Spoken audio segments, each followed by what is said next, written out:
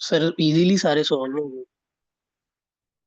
लेकिन सर जब बाद में हम इकट्ठे क्वेश्चन कर रहे होते हैं तब इतनी टेंशन हुई होती है कि मुश्किल होती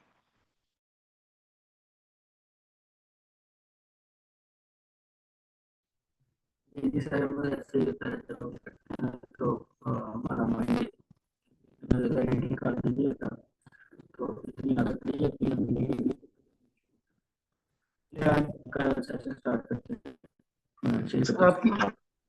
आपकी आवाज बस्ट हो रही है तो।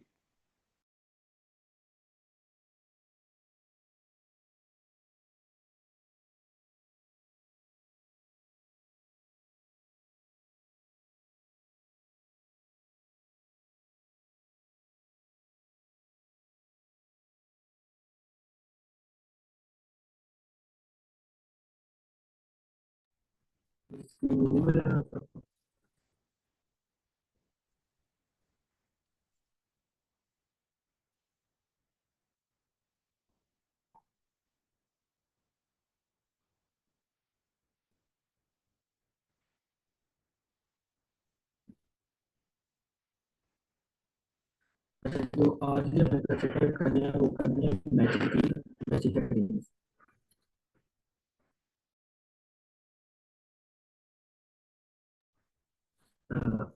अब आ रही है मेरी आवाज सही सर कंट्रोल कीजिए। आई सर थिंक आवाज बस्ट हो रही है, मतलब कि बिल्कुल सही नहीं आ रही।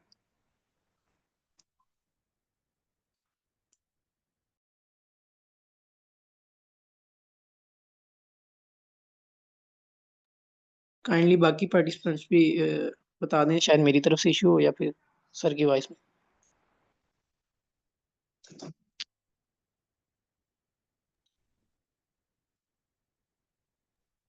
सर आप क्लियर है। आई थिंक इंटरनेट का इशू ना हो। सर मेरे तक तो आवाज फट फट के आ रही है ऐसे, लेकिन बाकी पार्टिसिपेंट भी शायद कंफर्म कर दें, शायद मेरे हाँ इंटरनेट जी। का इशू ना हो। हाँ जी, वॉइस खराब आ रही है। ठीक आ रही है मैम वॉइस? नहीं, खराब आ रही है। सर अब्दुलरहमान काइंडली चेक कर लीजिएगा आवाज।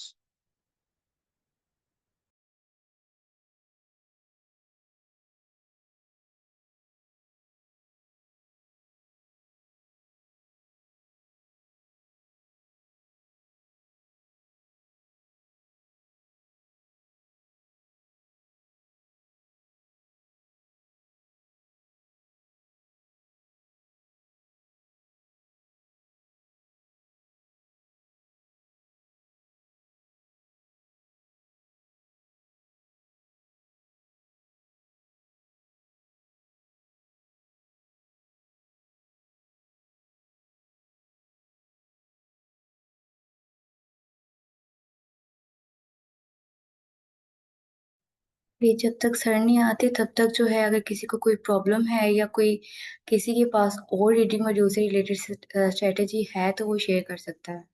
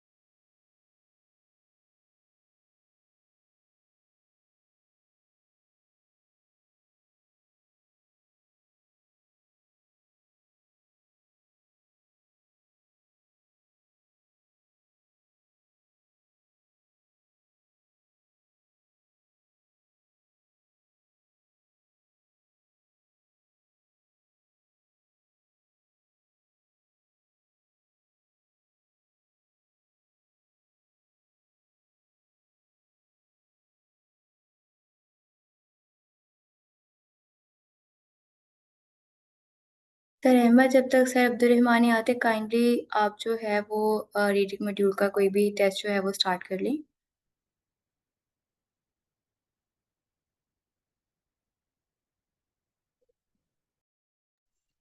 मैंने मोबाइल पे मीटिंग ज्वाइन की हुई है, लैपटॉप पे करनी पड़ेगी इसके लिए। Okay sir, no issue.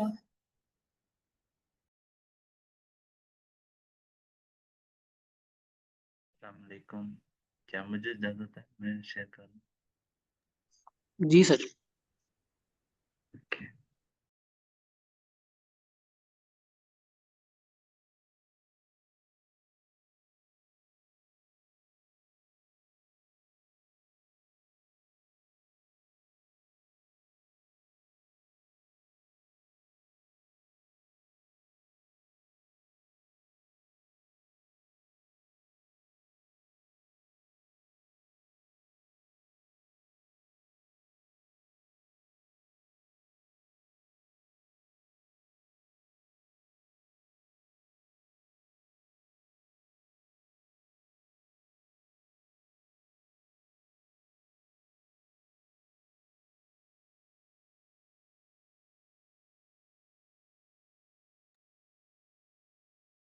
मेरी स्क्रीन शेयर हो रही है? ये जी सर सर, आपकी हमजा। स्क्रीन।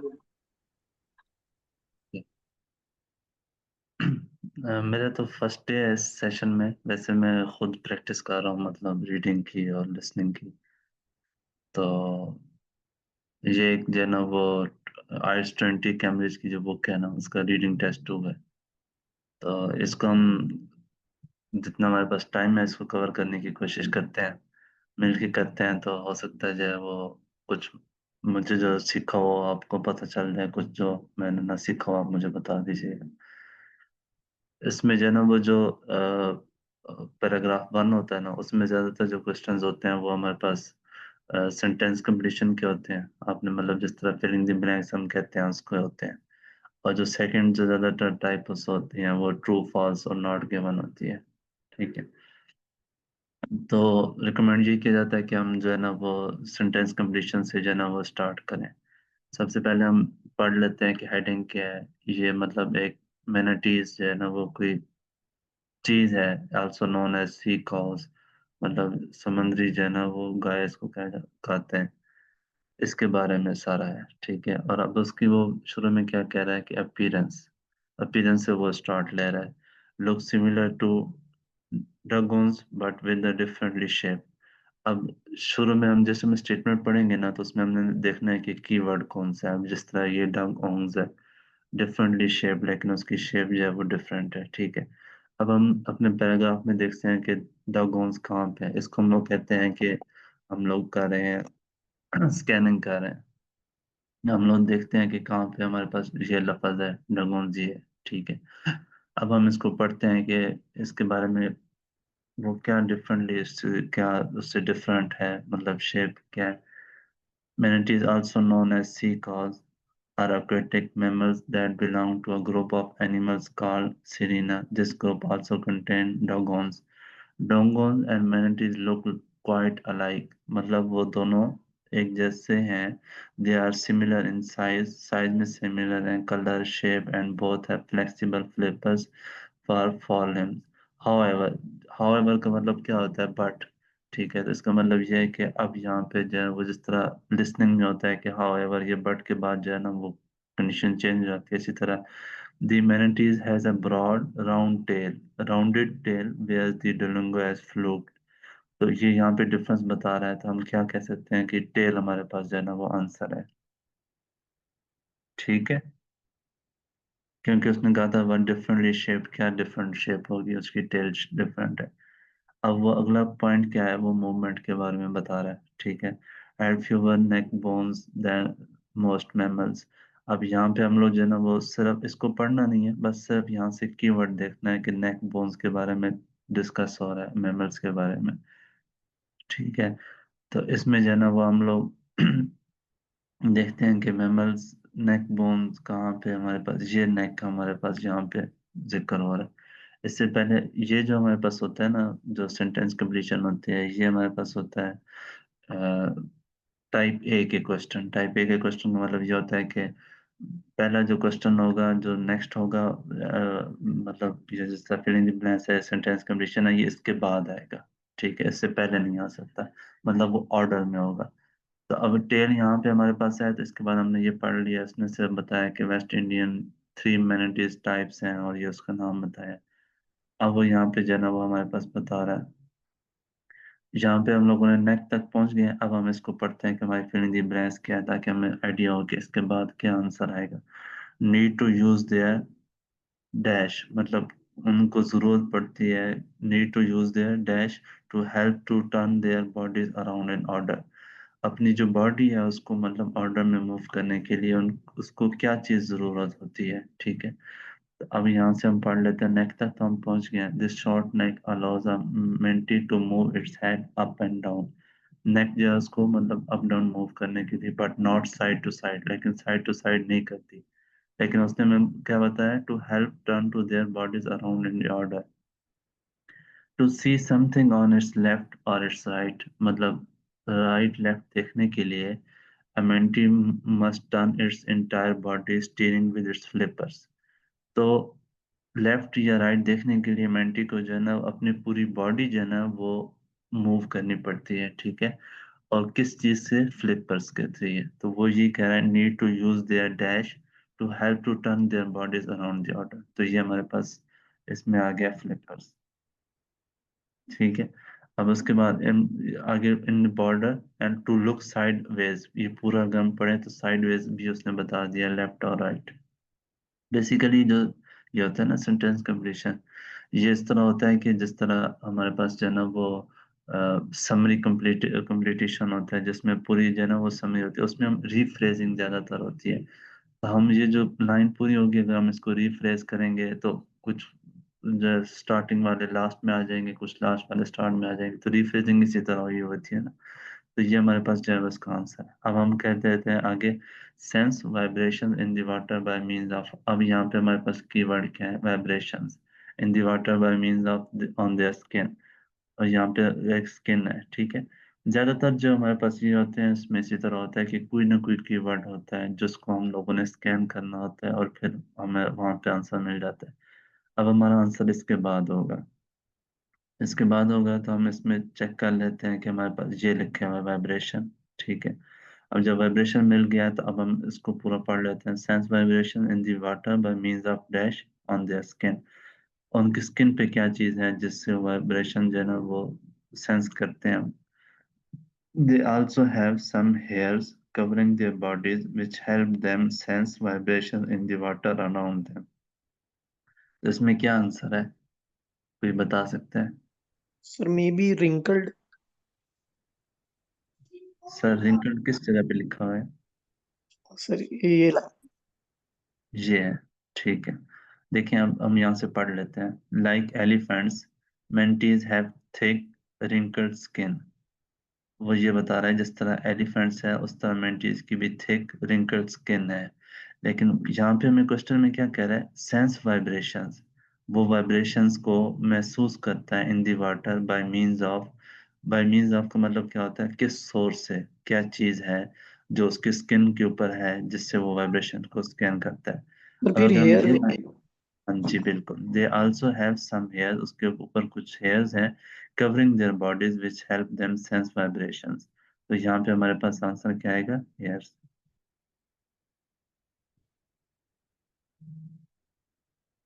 सबको समझ आ रही है? कोई अगर इश्यू है तो बता दें।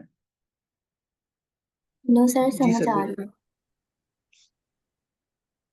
कि थैंक यू। अच्छा, उसके बाद क्या है हमारे पास, फीडिंग। फीडिंग का मतलब क्या होता है, खाने पीने की जो खुराक होती है उसके बारे में। ठीक है, अब यहाँ पे डाइट है, डाइट का हमें पता चल गया। अब हम यहाँ से पढ़ना शुरू करते हैं। Eat mainly aquatic vegetation such as, eat mainly aquatic vegetation, ये हमारे पास एक है। सच एज क्या चीज हो सकती है? ठीक है, अब ये देखते हैं। Sea grasses and other marine plants make up most of manatee's diet. Manatee spend about 8 hours each day grazing and uprooting plants। इसमें क्या आएगा अब, ये जो लाइन है, ठीक है, इसको हम रिफ्रेज करते हैं। तो मेंटीज डाइट के बारे में जिक्र हो रहा है, ठीक है। Eat mainly aquatic vegetation such as sea grass sir शायद। sea grasses, बिल्कुल ठीक है। sea grasses and other marine plants make up most of maintains diet।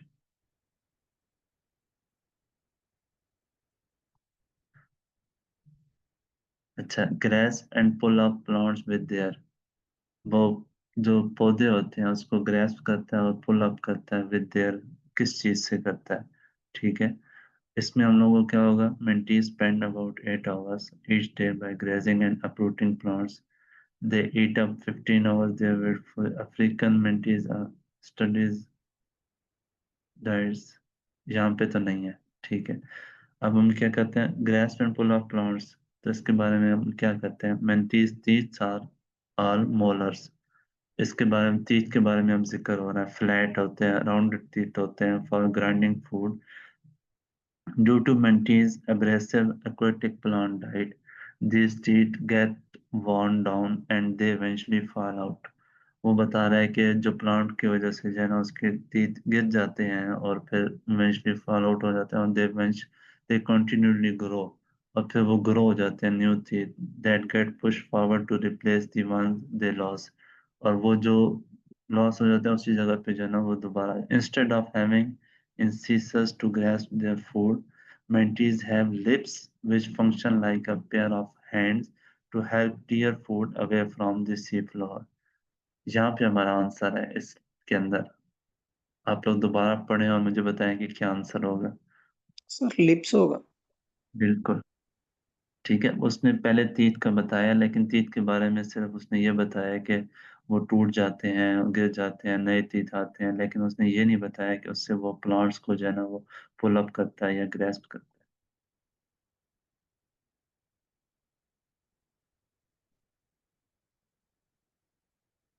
ठीक है। अब उसके बाद हमारे पास आ गया ब्रीथिंग। इसके बाद ही जो है ना वो हमारे पास ब्रीथिंग का होगा। ये देखें, ये ब्रीथ लिखा हुआ है, ठीक है। कम टू, अब ये टू फॉर्म ये आ गया, इसको छोड़ देते हैं। ये सिर्फ हमारे पास जो है ना वो देखने के लिए 15 से 20 मिनट वाइल, तो ये 15 से 20 मिनट से है ना वो हमारे पास आ गए।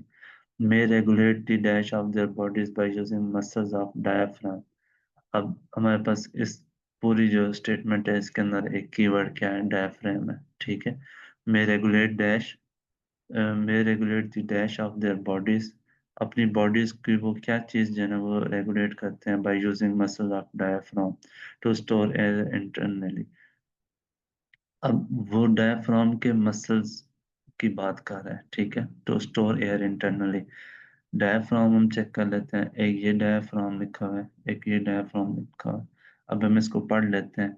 जहाँ पे भी आपको कीवर्ड मिलता है ना, आप कोशिश किया करें कि उससे पिछले सेंटेंस से पढ़ना शुरू कर दें जहाँ से वो स्टार्ट हो रहा है। अगर आंसर नहीं मिलता तो थोड़ा से बैक चले जाया करें।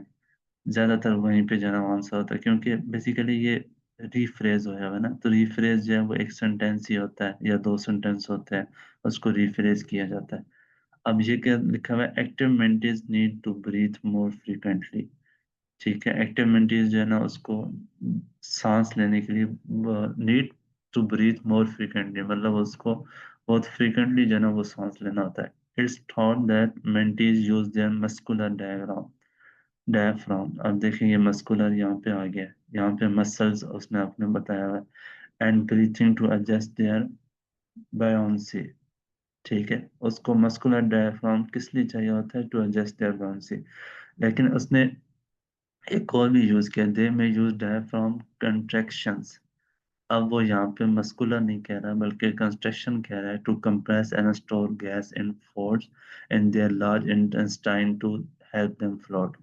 अब देखें ना, यहाँ पे जिस तरह लिसनिंग में होता है ना, इसी तरह रीडिंग में थोड़े कंफ्यूजन जो है वो होती है। अब डायफ्राम के साथ यहाँ पे कंट्रैक्शंस है, यहाँ पे मस्कुलर है, ठीक है। तो यहाँ पे जो है ना वो कंट्रैक्शन से आप इंटेस्टाइन ले सकते हैं और जो है मस्कुलर से बायन्सी ले सकते हैं। तो इसमें से आंसर कौन सा हमारा आएगा? सर फर्स्ट वन होगा। बिल्कुल buoyancy, ठीक है। अब हम लोग चलते हैं ये ट्रू फॉल्स नॉट गिवन में। ट्रू फॉल्स नॉट गिवन जो है वो ये होता है कि अगर ये हमारे पास स्टेटमेंट है, ठीक है, अगर ये स्टेटमेंट इस पैराग्राफ में स्टेटमेंट से मैच करती है तो हमारे पास ट्रू होगा। अगर ये स्टेटमेंट इस पैराग्राफ की स्टेटमेंट से कंट्राडिक्ट करती है तो फॉल्स होगा, और अगर ये स्टेटमेंट पैराग्राफ में नहीं गिवन होगी तो वो नॉट गिवन होगा। ठीक है, अब हम चेक कर लेते हैं। West Indies mentees can be found in a variety of different aquatic habits. अब उसने हमें यहाँ पे बता दिया वेस्ट इंडीज मेंटीज, ठीक है, can be found in a variety of different aquatic habits. क्या उसकी डिफरेंट जो है ना वो मतलब कुछ हैबिट्स होती हैं, ठीक है, ये उसने कहा है। अब हम इसमें जो कीवर्ड है ना वो हमारे पास है वेस्ट इंडियन, ठीक है, ये जो बाकी है ना इसको मैं अनकमेंट कर देता हूँ। ठीक है, इसमें हमारे पास क्या है, वेस्ट इंडियन, उसके बाद वैरायटी ऑफ डिफरेंट हैबिटेट्स, ये हमारे पास जो है ना वो 3 कीवर्ड है। ठीक है, अब हम पहले देखते हैं कि वेस्ट इंडियन, ये जो ट्रू फॉल्स होते हैं ना ये भी हमारे पास टाइप ए के क्वेश्चन होते हैं। टाइप ए का मतलब ये है कि जहाँ पे 7 आएगा 8 उसके बाद आएगा, 9 जहाँ जो है ना वो 8 के बाद आएगा। अब 7 हम देखते हैं, ठीक है, अब यहाँ से हमारे पास पैराग्राफ शुरू हो रहा है, हमने स्कैन करना है। ठीक है, ये देखें, ये लिखा हुआ है वेस्ट इंडियन, ठीक है, यहाँ पे वेस्ट इंडियन लिखा हुआ है, अब इसको हमको पढ़ लेते हैं। There are 3 species of manatees, the West Indian manatee, the African manatee and the Amazon manatee. यहाँ पे सिर्फ 3 जो है ना वो मेंटी का बताया गया। अब हम चेक करते हैं, बजाय हम नॉट गिवन करने से हम पहले चेक कर लेते हैं कि कहीं और गिवन तो नहीं है।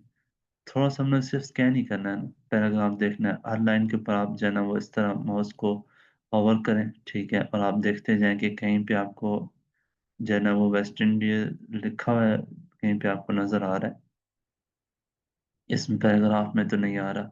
ठीक है, यहाँ पे हम चेक कर लेते हैं, यहाँ पे कि नजर आ रहा है, ये नजर आ रहा है हमारे पास। ठीक है, यहाँ पे हम इसको जो है ना वो हाईलाइट कर लेते हैं। अब हम पढ़ लेते हैं इसको।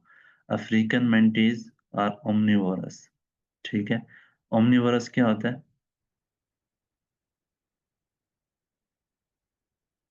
ओमनिवोरस वो होता है जो मतलब जो गोश्त वगैरह, प्लांट्स गोश्त खोर जो होते गोश्त। हैं ना। ठीक है, अब ये देखे ना यहाँ पे उसने हमें बता दिया था कि 3 है, एक है वेस्ट इंडियन है, अफ्रीकन है और अमेजोनियन है। ठीक है, तो यहाँ पे वो बता रहा है कि African manatees are omnivorous. Studies have shown that molluscs and fish make up a small part of their diets. मतलब फिश और ये मोलस्कस जो है ये उनकी डाइट का हिस्सा होती हैं। West Indian and Amazonian manatees are both herbivorous. Herbivorous का मतलब है कि ये सिर्फ गोश्त वगैरह जो वो सिर्फ प्लांट्स वगैरह जो है ना वो खाते हैं। तो ये aquatic habits can be found in variety of different. क्या ये ट्रू है या फॉल्स है, आप क्या कहते हैं इसको पढ़ के?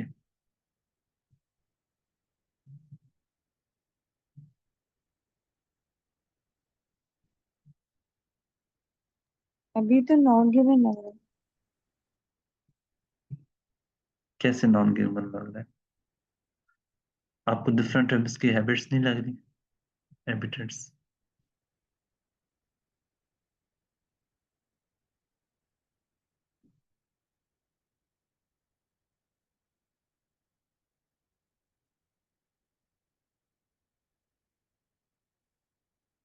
ये ट्रू है। इसका रीजन ये है कि वेस्ट इंडियन के बारे में उसने बताया, वेस्ट इंडियन मेंटीज के बारे में, can be found in variety of different aquatic habitats. ठीक है, क्या एक्वेटिक जो है ना वो हम लोग शुरू में यहाँ पे पढ़ चुके हैं ना, जिस समय हम लोग कर रहे थे,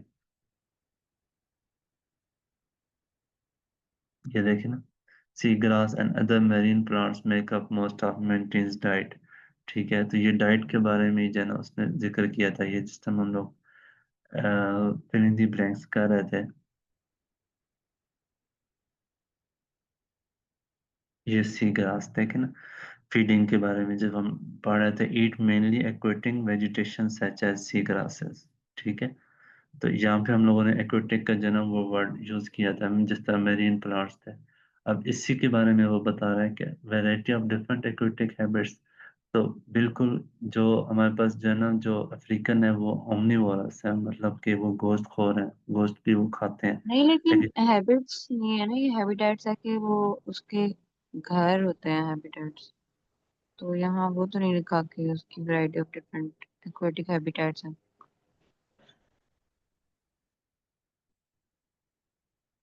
हैबिटेट्स घर को कहते हैं? हाँ जी, यानी जहाँ वो रहता है जानवर की जो घर होते हैं उसका हैबिटेट्स है। सही हो गया।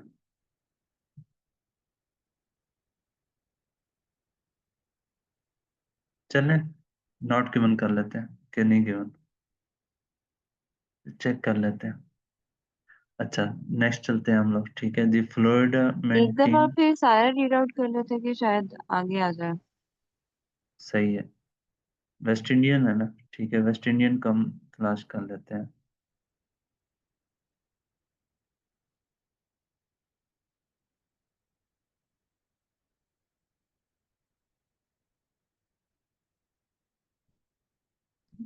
ये आ गया वेस्ट इंडियन, ठीक है। यहाँ पे पढ़ लेते हैं। The West Indian maintain reaches about 3.5 meters long and weighs on average around 500 kilograms. It moves between fresh water and salt water, taking advantage of coastal mangroves and coral reefs, rivers, lakes, and inland lagoons. There are two subspecies of West Indian mentee. The Antillean mentee is found in waters from Bahamas to Brazil, where the Florida mentee is found in US water, though some individuals have been recorded in the Bahamas.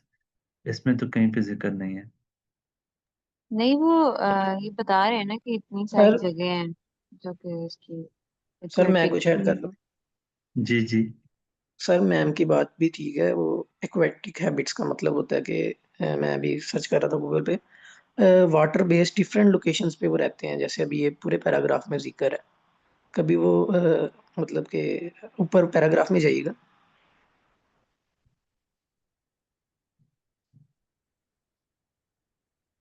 मतलब वो different waters में float कर रहे हैं। कभी वो किसी जगह पे हैं और कभी किसी जगह पे है, और टेम्परेचर्स का भी फर्क है शायद वहाँ पे। तो इस वजह से वो variety of different aquatic habitats के मालिक हैं, जो वेस्ट इंडीज मैनाटीज हैं। सही हो गया। ठीक है। फिर आप काइंडली से मैम को भी दोबारा मैम पढ़ लीजिएगा और रीचेक कर लीजिए। बाकी हम आंसर्स की जो होती है डिस्क्रिप्शन में देख लेंगे कि क्या वजह। सर ये भी देखे ना, इट मूव जहाँ पे आपका कर्सर है इसी के ऊपर जो सेंटेंस जहाँ से शुरू हो रहा है, ठीक है। It moves between fresh water and salt water, यानी कि वो एक पानी से फ्रेश वाटर और साल्ट वाटर में जाते रहते हैं। फिर कहता है taking advantage of coastal mangroves, कभी वो एडवांटेज लेते हैं कोस्टल मैंग्रोव से, and coral reefs, rivers, lakes and inland lagoons. यानी कि वो बता रहा है कि वो एक पानी वाली जगह से दूसरी पानी वाली जगह में जाते रहते हैं और रिवर्स, लेक्स और इनलैंड लगून से फायदा उठा एडवांटेज हासिल करते हैं। Yes sir, thank you.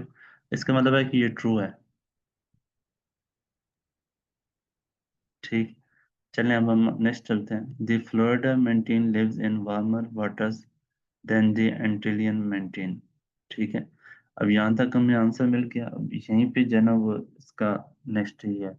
There are to सब species of West Indian मेंटीन, एंटिलियन manatee, ठीक है, और is found in waters from Bahamas to Brazil, where the Florida menteen is found in US waters। तो ये दोनों हमारे पास मिल गए हैं, इसी के बारे में जिक्र है। अब इसको पढ़ लेते हैं दोबारा। The Florida menteen lives in warmer waters than the Antillean menteen। जो फ्लोरिडा मेंटीन है वो गर्म पानी में रहती है देन द एंटिलियन मेंटीन। अच्छा, where the Florida menteen is found in US waters, although some individuals have been recorded in the Bahamas. In the winter, the Florida menteen is typically restricted to Florida। ठीक है। अब हमारे पास जो जिक्र है वो भी फ्लोरिडा मेंटीन का ही जिक्र है, ठीक है। और उसी को हमने चेक करना है कि वो मतलब गर्म पानी के अंदर रहती है कि नहीं रहती। लेकिन यहाँ पे विंटर का जिक्र हो रहा है, ठीक है। Florida manatee is typically restricted to Florida. When the ambient water temperatures drop below 20 degrees centigrade, it takes refuge in naturally and artificially warmed water। वो रिफ्यूज मतलब क्या कहती है कि जाती है, मतलब यहाँ से नेचुरली एंड आर्टिफिशियल वाटर की तरफ जो है ना, वो तिजारत तिजारत रिफ्यूज को क्या कहते हैं, मतलब मूव करती है, such as the warm water outfalls from the power plants. तो ये हमारे पास सारी स्टेटमेंट पढ़ने के बाद आप क्या कहते हैं कि ये ट्रू है, फॉल्स है, या नॉट गिवन है? कीप इन माइंड कि ट्रू का मतलब ये है कि अगर ये स्टेटमेंट यहाँ पे लिखी हुई है या अगर रिफ्रेश करके लिखी हुई है तो उसका मतलब है ट्रू है। अगर जो है ना वो इसके ऑपोजिट लिखी हुई है तो फॉल्स है, और अगर ऐसी कोई चीज नहीं गिवन तो नॉट गिवन है। सर थोड़ा सा अगला पैराग्राफ भी पढ़ लेते हैं। The African mantine is also about 3.5 meters long and found in the sea along the west of coast of Africa from Mauritania down to Angola.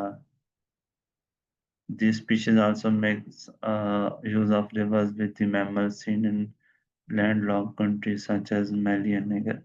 नहीं सर, इसका आंसर पीछे ही होगा, आगे जो है ना वो मतलब सर मेरे ख्याल से इसका नोट गिवन है। फ्लोरिडा और एंटीलियन मेंटीन का जिक्र नहीं है ना। जी सर, ये नॉट गिवन है। उसकी रीजन ये है कि इसमें उस तरह की उसने बताया है कि वो मतलब उस पानी को छोड़ जाती है, मूव कर जाती है, लेकिन उसने ये नहीं बताया कि वो वार्म वाटर के अंदर लिव करती है। अच्छा, अब हम नेक्स्ट चलते हैं। The African manatee range is limited to coastal. अब African manatee range is limited to between coastal waters between the West African countries of Mauritania and Angola. ठीक है, अब यहाँ पे जो है ना वो हम इसको पढ़ लेते हैं। यहाँ पे जो है ना एक चीज यहाँ पे देखिएगा, इज लिमिटेड टू का मतलब क्या होता है कि बिल्कुल जो है ना वो महदूद रहे। The African mountain range, African mountain range जो है उसकी लिमिटेड है to coastal waters between the West African countries of Mauritania and Angola. अब यहाँ पे हम पढ़ लेते हैं। द अफ्रीकन mountain, यहाँ पे पता चल गया हमारा, is also about 3.5 meters long and found in the sea along the west coast of Africa from Mauritania down to Angola। यहाँ पे हमारे पास लिखा हुआ है कि 3.5 meters long and found in the sea along the west coast of Africa, लेकिन यहाँ पे लिखा हुआ है लिमिटेड। तो ये ट्रू होगा, फॉल्स होगा, या नॉट गिवन होगा? सर मे बी फॉल्स होगा। जी सर, ये फॉल्स होगा। The extent of the loss of Amazonian mantis in the mid 20th century was only revealed many years later। ठीक है, मिड 20th सेंचुरी ये हमारे पास है। ये दो हमारे पास कीवर्ड है, इसको हम पहले सर्च कर लेते हैं और उसके बाद फिर इसको हम पढ़ लेते हैं। ठीक है,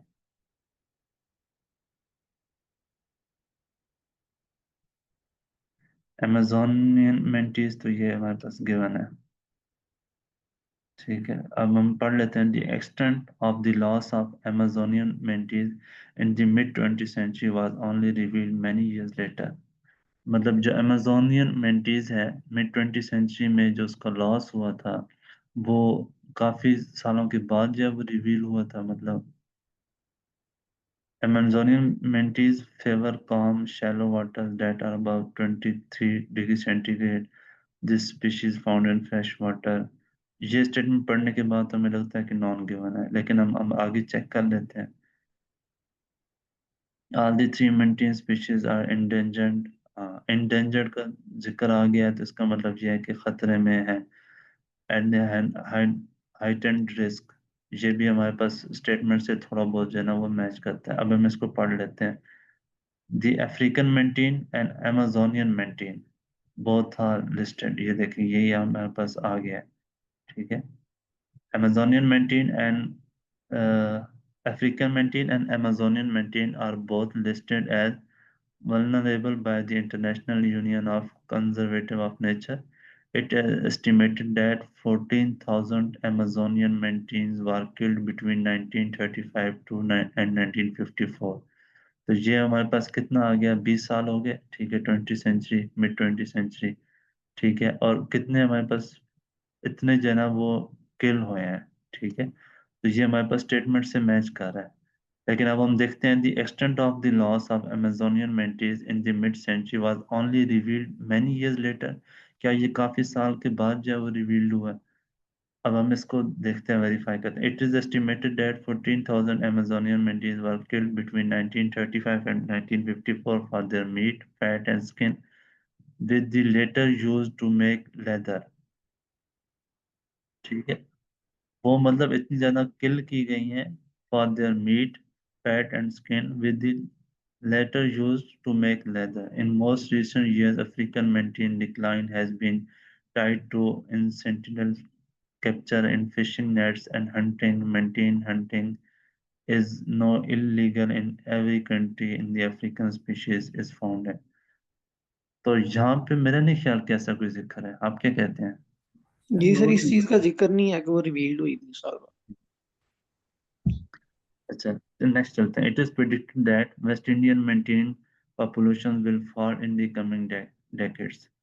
क्या ये प्रेडिक्शन ऐसी कोई हुई है कि वेस्ट इंडियन मेंटेन जो है उसकी पॉपुलेशन डिक्रीज होगी, फॉल इन कमिंग डेकेड्स? ठीक है, ये ट्रू है फॉल्स है, ये नॉट गिवन है, इसको हम पढ़ लेते हैं।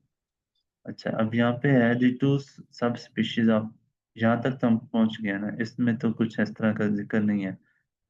ये बल्कि अफ्रीकन है, लेकिन ये अफ्रीकन है, वेस्ट इंडियन नहीं है। ठीक है, अच्छा यहाँ से हम पढ़ लेते हैं जी, ये वेस्ट इंडियन लिखा है। The two subspecies of West Indian mountain are listed as endangered by the ICUN। ठीक है, ये पीछे तो ट्रू है सर, वहीं पे था। अच्छा, endangered by the ICUN, both are also expected to undergo a decline of 20% over the next 40 years। Yes, ठीक है, तो वो डिक्लाइन का मतलब 20% उसका डिक्लाइन होगा नेक्स्ट 40 years, तो will fall in the coming decades। Yes, that's true। अच्छा, the risk to maintain from the entanglement and plastic consumption increased significantly in the period 2009 to 2020। ये पीरियड हम चेक करते हैं कि गिवन है, बिल्कुल गिवन है, ये गिवन है। ठीक है, तो अब हम स्टेटमेंट को पढ़ लेते हैं सही। The risk to maintains from the entanglement and plastic consumption increased significantly in the period। ठीक है, जो मेंटीज का जो रिस्क था वो प्लास्टिक कंजम्पशन की वजह से जो है वो इंक्रीज हुआ significantly. A review of almost 1800 cases of entanglement in fishing nets and plastic consumption among marine mammals in US water from 2009 to 2020 found that at least 700 cases involved mantis। मतलब 700 cases के अंदर mantis जो है ना वो involve था। लेकिन क्या रिस्क का जिक्र है? The risk to manatees. Sir ये फॉल्स है स्टेटमेंट, क्योंकि इसी की अगली लाइन देखें तो the chief cause of death in Florida manatees is boat strike. क्यों कहता है ज्यादातर जो उनसे डेथ हुई थी ना, यानी जो रिस्क था वो बोट स्ट्राइक की वजह से था। लेकिन सर वो बोट स्ट्राइक का जिक्र है ना, मतलब the risk to manatees from the entanglement and plastic consumption increase significantly, ये तो जिक्र नहीं है। जी सर, वो वही कह रहे हैं कि ये इस चीज का जिक्र नहीं है, मतलब कि स्टेटमेंट फॉल्स ही। ये कह रहा हूँ सर। फॉल्स होगा कि नॉट गिवन होगा?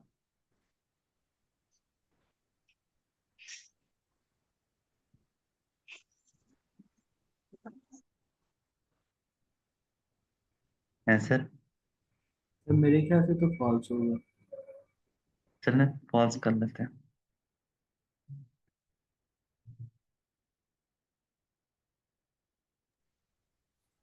वैसे सर उसने, अगर हम इसको देखें ना इंक्रीज सिग्निफिकेंटली को, तो फिर हम इसको नोट गिवन भी कह सकते हैं, क्योंकि उसने इसकी इंक्रीज और डिक्रीज की कोई बात भी नहीं की। जी सर, मेरे ख्याल में मतलब ना उसने इंक्रीज की ना डिक्रीज की बात की, उसने कहा कि 700 केसेस हैं इन्वॉल्वमेंट इज। लेकिन मतलब जी sir. A note review of almost 1,800 cases of entanglement in fishing nets and plastic consumption among marine mammals in US waters from 2019 to 2009 to 2020 found 700 cases. मतलब उसमें इसने ये नहीं जिक्र किया कि risk to maintain increase significantly. यानी sir उसने बिल्कुल सही बात है, उसने ये बात नहीं की कि ये इंक्रीज होगा 2009 से 20 तक, यहाँ पे डिक्रीज होगा। हाँ उसने जी, उसने मतलब केसेस बताया है कि इतने ड्यूरेशन में केसेस इतने थे। सर इसको नोट कीजिए।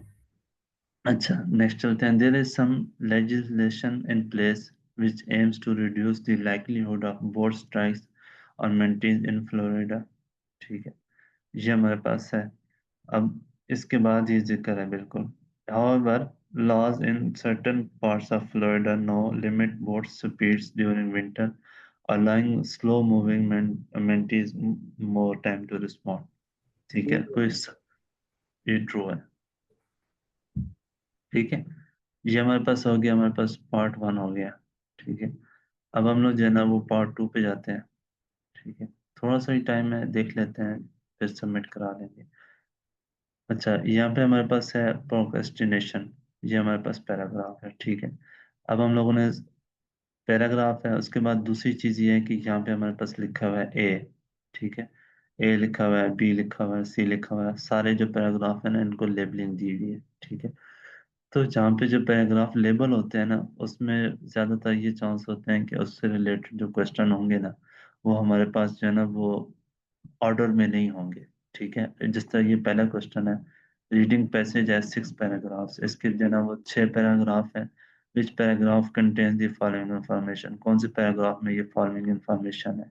ठीक है, आपने ए से लेके एफ तक जो आपके पैराग्राफ है ना वो आपने यहाँ पे लिखने हैं। ठीक है, इसके लिए जो बेस्ट स्ट्रेटजी है ना, जो मतलब सर असद याकूब जो है वो कहते हैं, वो ये कहते हैं कि आपकी जितनी स्टेटमेंट्स हैं ना वो आप पहले पढ़ लें। ठीक है, अब जिस तरह ये लिखा हुआ है, mention of false assumptions about why people procrastinate. ठीक है, फॉल्स अजम्पशंस जो है ना जो मेंशन की गई है कि पीपल क्यों जो है ना वो प्रोक्रेस्टिनेट करते हैं, ये किस पैराग्राफ में लिखा हुआ है। Reference to the realisation that others also procrastinate, reference कहाँ पे जो है ना वो गिवन है कि अदर जो है ना वो भी प्रोक्रेस्टिनेट करते हैं।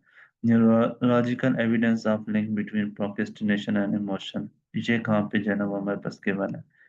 वो कहते हैं कि आप शुरू में ये पढ़ लें और अपने जहन में थोड़ा सा जो है ना इसको बिठा लें। शुरू में ही आप अगर स्टार्ट कर लेंगे ना इनको फाइंड करना, तो आप सारे के सारे पैराग्राफ पढ़ेंगे और आपका काफी ज्यादा टाइम जो है ना वो कंज्यूम होगा। तो ये बेस्ट स्ट्रेटेजी नहीं है, टाइम जो है ना वो इससे मैनेज नहीं होता। बेस्ट ये है कि आप नेक्स्ट देखें कि नेक्स्ट क्या है। अब यहाँ पे हमारे पास समरी भी लो है। ठीक है, अगर समरी होता है या आपके पास जो है ना वो एमसीक्यूज होते हैं, कुछ और भी होता है, आप पहले उसको कवर करें। ठीक है, क्योंकि जो समरी होती है या जो हमारे पास एमसीक्यूज होते हैं वो हमेशा ऑर्डर में होते हैं। ठीक है, जिस टाइम आप ऑर्डर में इनको करेंगे तो आप ऑलमोस्ट जो है ना वो सारा पैराग्राफ कवर कर लेंगे। जब कवर कर लेंगे तो आपको ज्यादातर चांस है कि आपको इसके जो है ना वो आंसर मिल जाएंगे। लेकिन अगर नहीं भी मिलते तो आपको रफली आइडिया जो है ना वो हो जाता है कि आपने कहाँ पे जो है ना वो इनका आंसर देखना है। ये जो मतलब टेस्ट है ये मैंने कल किया था, और इसमें जो है ना वो मतलब मैंने जितनी वो स्ट्रेटजी बताते थे वो सारी मैंने कवर करने की कोशिश की थी, तो मेरा 7 बैंड जो है ना वो इस बुक में आया था। तो इस वजह से मुझे थोड़ा वो जो है ना वो मतलब ये है, बिलीव है कि वो जो मतलब कह रहे थे कि वो सही कह रहे थे काफी हद तक। अब हम लोग जो है ना वो इसमें हम लोगों ने क्या करना है, सिर्फ एक वर्ड लिखना है। ठीक है, व्हाट मेक्स अस प्रोक्रेस्टिनेट, हमें क्या जो है ना वो प्रोक्रेस्टिनेट जो है वो करता है। ठीक है, क्या चीज जो है वो करती है। अब यहाँ पे जो है ना वो हम लोगों ने पहले हम इसको कवर करते हैं। ठीक है, जितना भी टाइम है हमारे पास। अब many people think that procrastination is the result of, बहुत सारे लोग सोचते हैं कि प्रोक्रेस्टिनेशन जो है ना वो रिजल्ट है किस चीज का।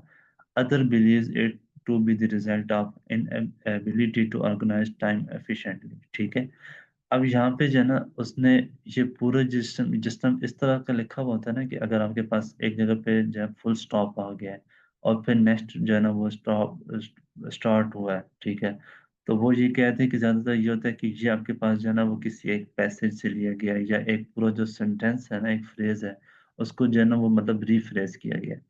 तो अब रीफ्रेश करके आपने जो है ना वो देखना है कि आपने फिल इन द ब्लैंक्स जो है ना उसको फिल करना है।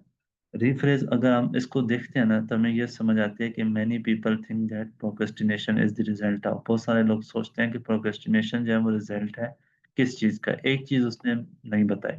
लेकिन others believe it to the result of inability to organise time, लेकिन अदर्स जो है कुछ जो और लोग हैं, ठीक है, जो इस इन लोगों से अलावा हैं, वो ये बिलीव करते हैं कि अगर आप टाइम को ऑर्गेनाइज ना करें एफिशिएंटली तो इस वजह से होता है।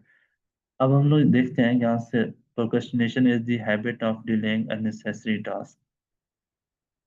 कोई भी मतलब जरूरी काम जो है अगर उसको डिले करें तो वो होता है।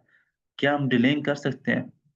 नॉन नेसेसरी टास्क कर सकते हैं, क्योंकि हैबिट के बारे में जिक्र है, लेकिन यहाँ पे हमें बताया गया है कि पीपल कहते हैं, ठीक है, usually bye focusing on less urgent, more enjoyable and easier activities instead. We all do it more time to time.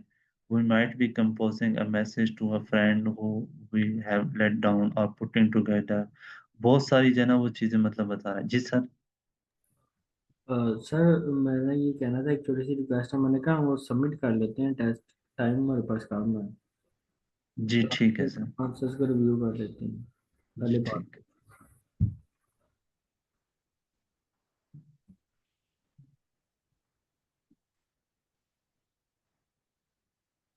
Ji sir हमारे सारे आंसर सही हैं। ठीक है सर, ठीक है सर, आप कंटिन्यू करेंगे। ठीक है। अच्छा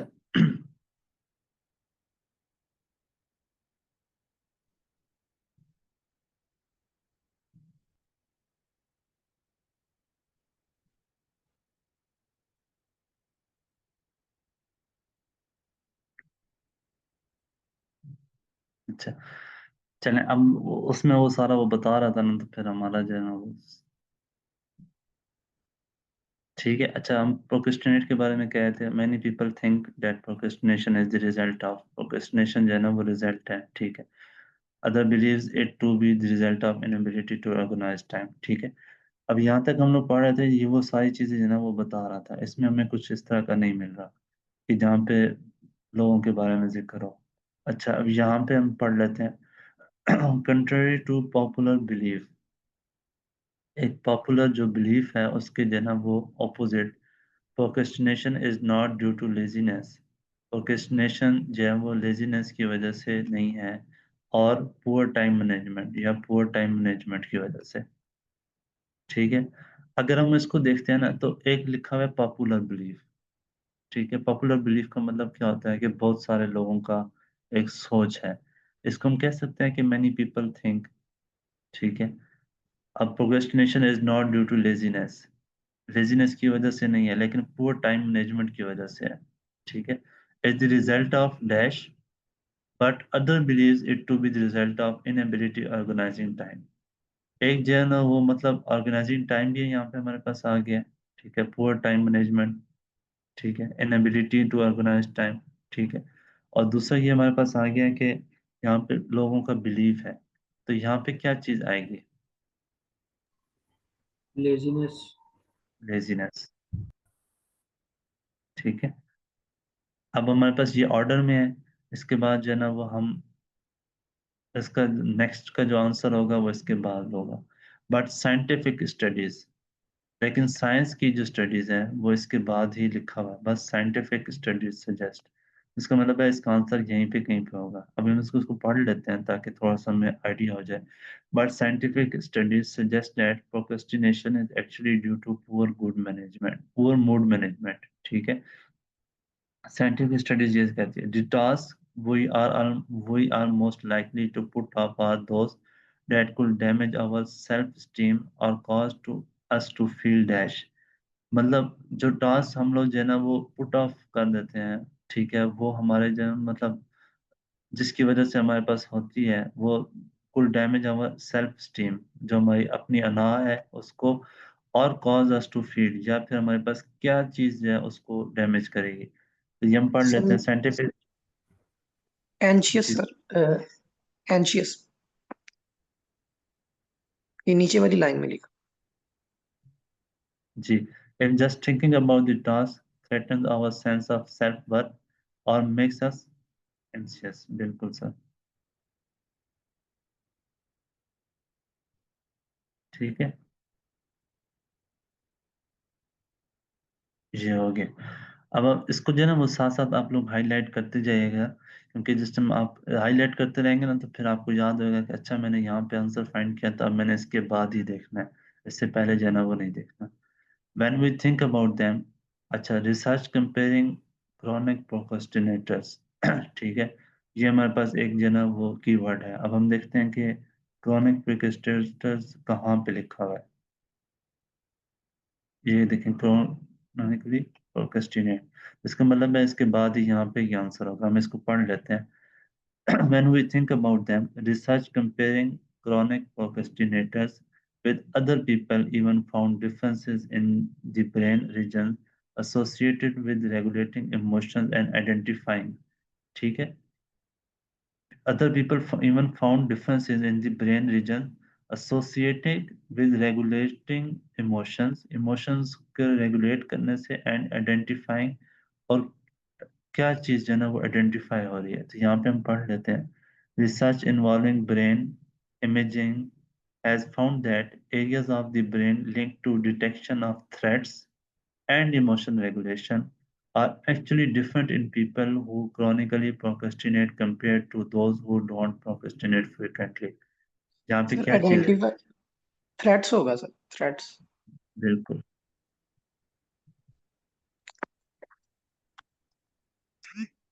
सर मेरे हिसाब से टाइम ज्यादा हो गया, हमें ये चेक कर लेनी चाहिए और हम कल से यहाँ से स्टार्ट करेंगे इंशाल्लाह। सही है सर, चेक कर लेते हैं।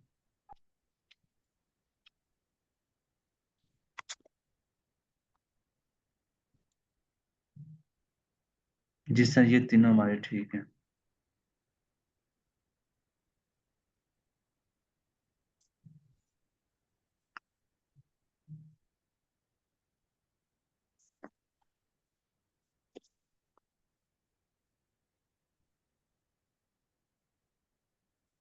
और सर हमजा आपका आज बहुत बहुत शुक्रिया लेक्चर के लिए सर।